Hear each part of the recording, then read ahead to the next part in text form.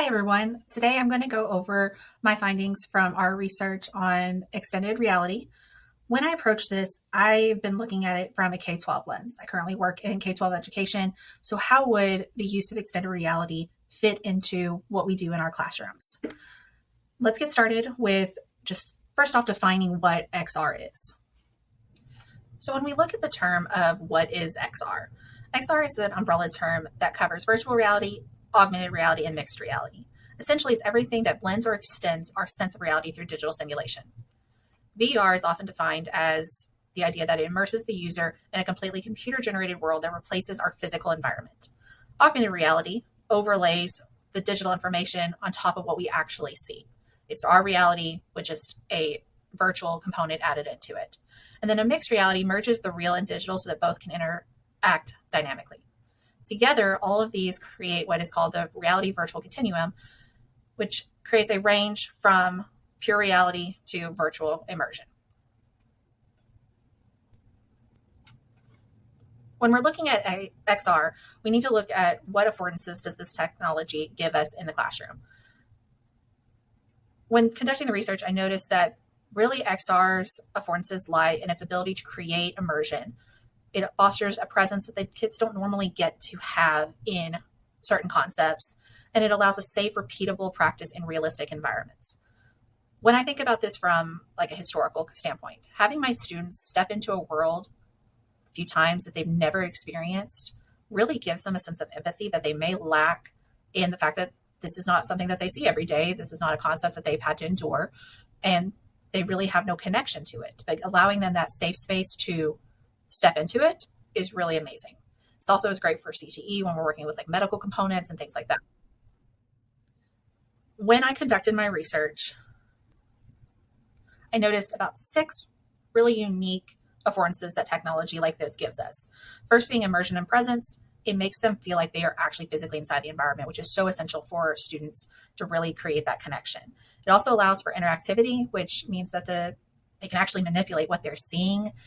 And while they can't physically hold it, they can appear to be holding it and create this idea of connection again. The next is multimodal learning. This basically is the idea that we can combine visual, sound, and even touch to deepen the understanding.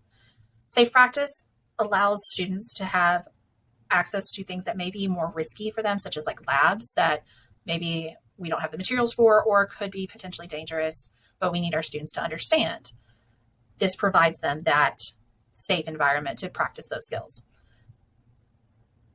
I'm going to skip adaptive feedback for a second and just talk about collaboration. So many times students are not fully immersed in the classroom, or they're so used to being in front of a screen playing video games, but they don't really know how to interact. Social skills are not always front and foremost. Giving them a little bit of what they are used to in that like gaming component, but allowing for that communication, that collaboration in class, it gives them that space that they're used to, but still gets them talking, which is so important for actually being able to understand concepts. XR supports that through shared virtual spaces and communication and teamwork. They are allowed to work together many times in certain programs to come to their end of their end project.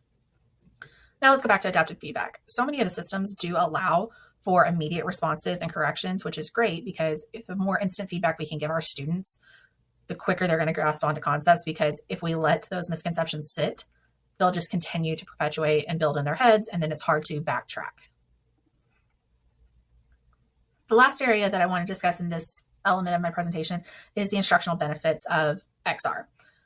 There were 5 ways whenever I was doing my research listed in the Forbes article that I felt were really impactful in K-12 education.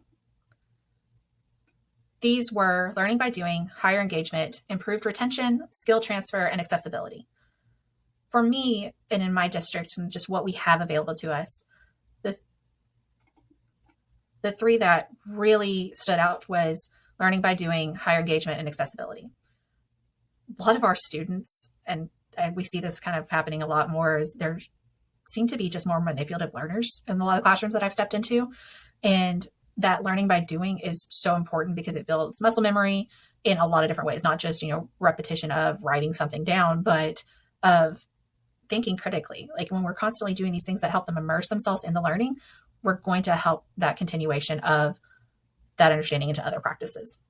Higher engagement is also a big factor. So many of our students they check out sometimes, especially whenever we're going back to historical concepts. They don't have a true understanding of what's going on. They don't feel like they have a voice in it or even a say in what's going on because they just don't understand it. So giving that engagement piece is important to their overall understanding. And then last one for me is accessibility. So many of our students are low income or just don't have access to these kinds of things around us. So providing that at school and letting them, removing those barriers from physically not being able to do something is so important. The next area that I want to look at is the idea of what is immersive learning. Immersive learning is defined as a sense of presence and engagement within a virtual or hybrid space where interaction, collaboration, and experience play an essential role. When I was looking at this, what really stood out was the idea of the four-dimensional framework. It made a lot of sense for how we look at integrating technology in a classroom. The four areas were learner, pedagogy, repetition, and context. For the learner, this looks at the idea of analyzing the needs, motivations, and technical skills that a student or even a teacher that you're helping need to have in order to actually do this assignment. Also, just looking at what are you wanting them to learn? If we're looking at a historical context, what feelings, what ideas, what concepts are you wanting them to draw out of the material?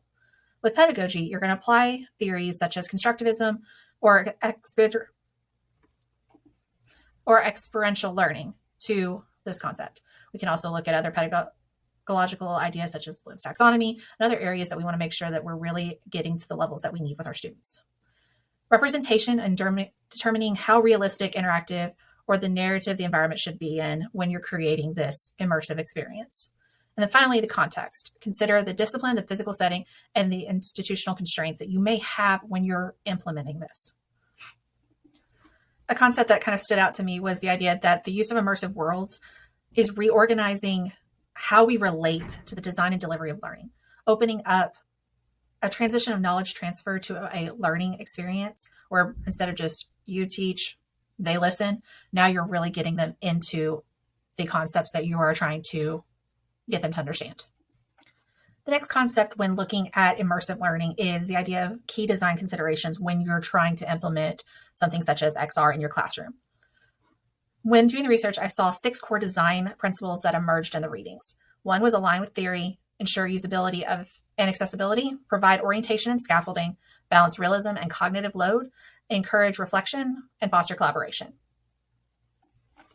3 areas that really stood out to me, though, whenever I was really getting to the depths of these concepts was accessibility, scaffolding, and balancing realism. Making sure your students have access to all the materials that they need, not finding a experience that is going to require technology that you do not have access to in your district. Scaffolding, sometimes this may be the first experience that a student has with this type of technology, and you're going to need to pace them up to turning them loose and having fun with it to make sure that they're going to get the most out of it. And then finally, balancing realism. Integrating technology should never be an overwhelming experience for a student. If you feel like, or you even see that your students are struggling and this is now becoming more of a hindrance to learning than an extension of learning, you need to revamp and reorganize. Maybe it's need to go back to how we're implementing, how we're scaffolding, the accessibility, but we need to make sure that this does not become a burden or overwhelm our students, but instead is an extension and a fun concept for these kids because they want to be there and want to learn. The final concept is evaluating immersive learning. When we're looking at evaluating whether an XR program is actually going to be a useful tool, we need to examine what both the learners are going to gain and how they experience it to make sure that we're getting the best outcome. There was 4 levels to this model: reaction, learning, behavior, and results. Reaction is engagement, satisfaction in the project. Learning is, are they getting measurable knowledge and skills are being gained through this concept. Behavior is the application in a real context that they're actually going to understand. And then ultimately the results. Is this actually impacting how our students are performing in class? Is it providing an impact in social, emotional, and academic concepts? And are they actually getting enough out of this to qualify us doing this in class? As I was reading, I noticed that a lot of the resources really enforce the idea of doing a mixed method approach, using these immersive experiences along with tests, interviews, data, primary sources to capture all elements to make it a well-rounded experience. And one concept that really sticks out is the idea that evaluation is not just a conclusion to, okay, I've done this assignment, let's move on. It's part of the overall design. You take these evaluative concepts and you apply them as you move forward in your teaching to really build on how you integrate immersive experiences in your class. So now that we've covered the theory on XR and immersed learning, let's look at how it can apply in practice.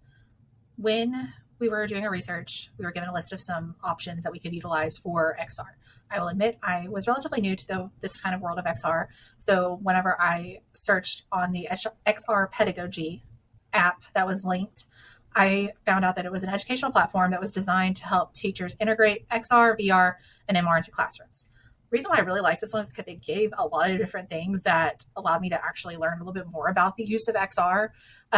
You can see here on my screen that I've got the website pulled up, but you've got case studies, they've got some online courses to help teachers integrate this into their classroom, and then they've got virtual and augmented reality portions. Coming from a history background, I gravitated to that more just because that was where my understanding was, and I felt like I could really build off of that. So I utilized the program that was the 1943 Berlin Blitz VR. I accessed it by going to virtual reality and then virtual reality applications. And I liked that it gave all these different disciplines. So even if a teacher or even a coach may not necessarily be the most familiar with some of the aspects of this, they can utilize this to help apply to their classroom. So I chose history and geography. And here is the 1943 Berlin Blitz. This would have specifically applied to my teachers who teach world history. The reason why I really like this one is because coming from our district where our finances are limited, all of this was free access. Nobody had to pay for anything, and it gave multiple options for actually being able to use this in the classroom in a way that is accessible to all my teachers. I also liked that coming from a historical perspective, I wanted my students to have some background knowledge. This provides a lot of that already for them so that I can give this to them as a reading exercise and then extend it with the virtual reality. To access this, I go to download, and I chose YouTube 360 just because it was easiest.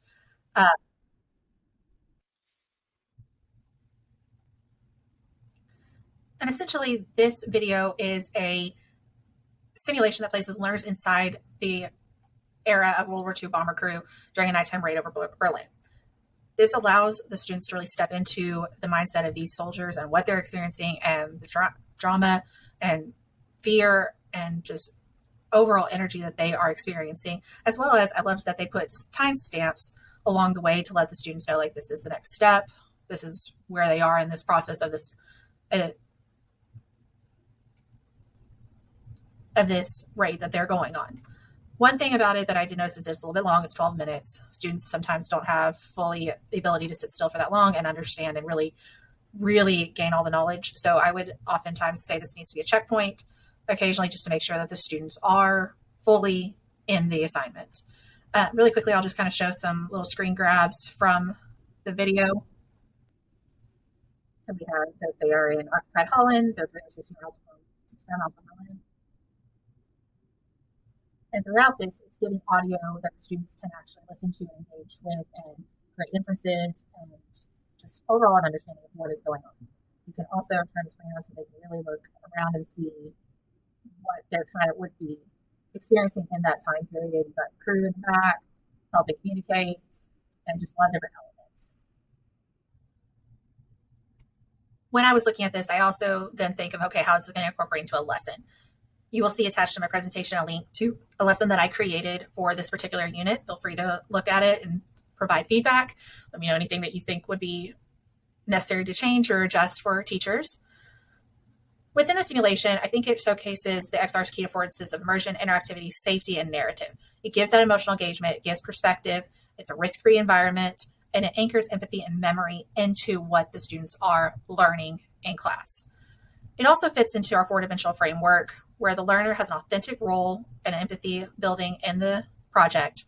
It provides for pedagogy because it's an experiential reflective learning cycle, gives representation on a multimodal VR environment, and it provides historical realism and context within the safety of their classroom. Teachers using this, I would often encourage to really make sure they're scaffold their learning, providing historical context before the immersion so they can really understand what they are seeing and experiencing. So now that we've covered the theory on XR and immersed learning, let's look at how it can apply in practice. When we were doing our research, we were given a list of some options that we could utilize for XR. I will admit I was relatively new to this kind of world of XR. So whenever I searched on the XRPedagogy app that was linked, I found out that it was an educational platform that was designed to help teachers integrate XR, VR, and MR into classrooms. The reason why I really liked this one is because it gave a lot of different things that allowed me to actually learn a little bit more about the use of XR. You can see here on my screen that I've got the website pulled up, but you've got case studies, they've got some online courses to help teachers integrate this into their classroom, and then they've got virtual and augmented reality portions. Coming from a history background, I gravitated to that more just because that was where my understanding was, and I felt like I could really build off of that. So I utilized the program that was the 1943 Berlin Blitz VR. I accessed it by going to virtual reality and then virtual reality applications. And I liked that it gave all these different disciplines. So to wrap everything up, based on the research and everything I've read and now experienced with XR, I fully believe that it was a program created to combine VR, AR, MR, and extend how we experience and apply our knowledge. It allows for immersion, interactivity, and presence, and supports learning by doing in the classroom. In addition, immersive learning reframes education as experience rather than just information transport. These two combine together to create a very engaging classroom. Ultimately, though, to be effective, XR experiences must be carefully designed, scaffolded, and evaluated to make sure that we are actually creating the right experience for our students. Thank you, and if you have any questions, please let me know. Bye.